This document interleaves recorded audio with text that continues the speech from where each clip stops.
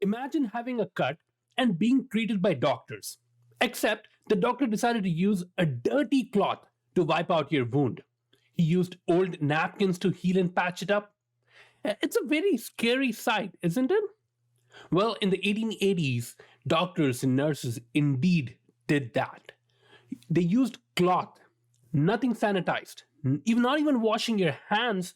This was a staple in the medical community. People would die because of the treatment rather than the wound, as the treatment would cause widespread infection in the body. It was not until Dr. Joseph Lister, now known as the father of modern surgery, who as a surgeon started promoting the idea of sanitizing and cleaning hands, the instruments and everything else in the surgery.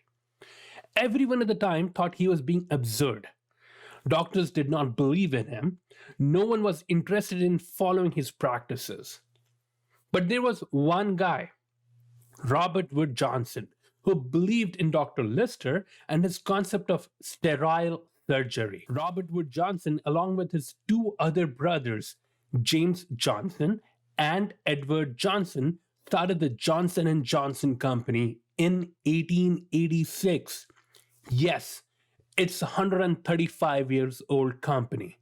Trust me, there are not many companies out there who can say they have been around for more than 100 years.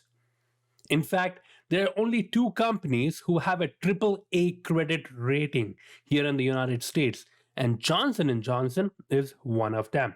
Johnson & Johnson started manufacturing medicated plasters, these sterile surgical products, even maternity kits. There was a widespread improvement in the medical community because of the use of Johnson & Johnson products. The infections started to reduce, and the Johnson brothers created a movement. The reason I brought you up to speed with their founding history was to show how they were among the pioneers in the healthcare industry. At a time when no one believed in using sterile products or cleaning their hands, something which is very hard for us to fathom at this stage, but the Johnsons created a business out of these products. This phenomena is similar to the founding of Microsoft or Apple, who are the pioneers in personal computers, Google pioneer in search, Facebook for social media, PayPal for online banking. These guys even created the first aid kit. Whenever wars occurred, Johnson & Johnson were in great demand, treating the wounded soldiers, providing care for them. When the flu pandemic broke out in 1918, the Johnson & Johnson invented the epidemic masks, which helped prevent the spread of the flu. They also owned Band-Aid, invented by an employee of Johnson & Johnson whose wife had a habit of getting cuts while cooking in the kitchen. Like Band-Aid, there are many other household products that Johnson & Johnson owns. I'll keep it short and just go over their names for you. Baby products like powder, shampoo, lotions, etc. Tylenol, Motrin, Benadryl, Clean and Clear, Neutrogena, Acuvue contact lenses, Pepcid, and the list goes on. And these products come under their consumer health product division, which is only 17% of the business. The Johnson's main business is from pharmaceutical products, and these are medications used in treatment of inflammatory diseases, cancer, arthritis, schizophrenia. This accounts for over 55% of the business. The rest is through sale of medical devices like knee replacement products, robotic surgeries, etc. And this accounts for about 27 of the percent of the business. Imagine that. The biggest brands that we know Johnson & Johnson for account only for 17% of the business, not even a quarter of the business. It's also growing its revenue consistently, along with a healthy track record of increasing its dividends for the past 50 years. It's a staple among the super investors, with many holding its shares for years and years. But it's not always sunshine at Johnson & Johnson. They have been constantly in the news for not so good reasons.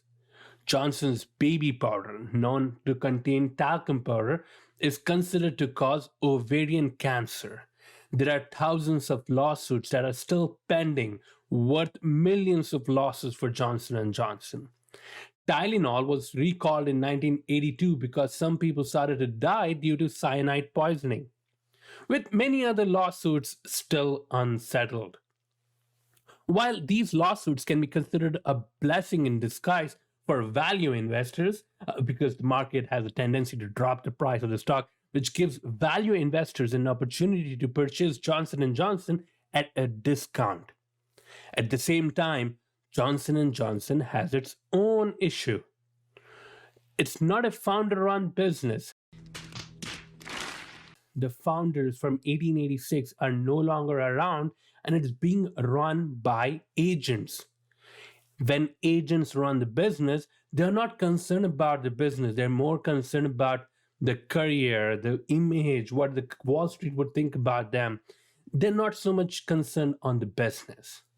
At the same time, the price of the stock is a bit higher than what I would consider a fair value. As value investors, you want to buy stocks that are trading at a discount from its intrinsic value. At the time of this video, Johnson & Johnson is trading at $432 billion market cap. It's bringing home around $14 billion, which means if you were to buy Johnson & Johnson for $432 billion, it'll take you 30 plus years to get your money back, let alone make any profit. That's when the price of Johnson & Johnson loses my attention. But again, these are just my thoughts. Don't believe what a guy on the internet says. Do your own research before you do anything with this company. With that, take care, stay safe, bye-bye.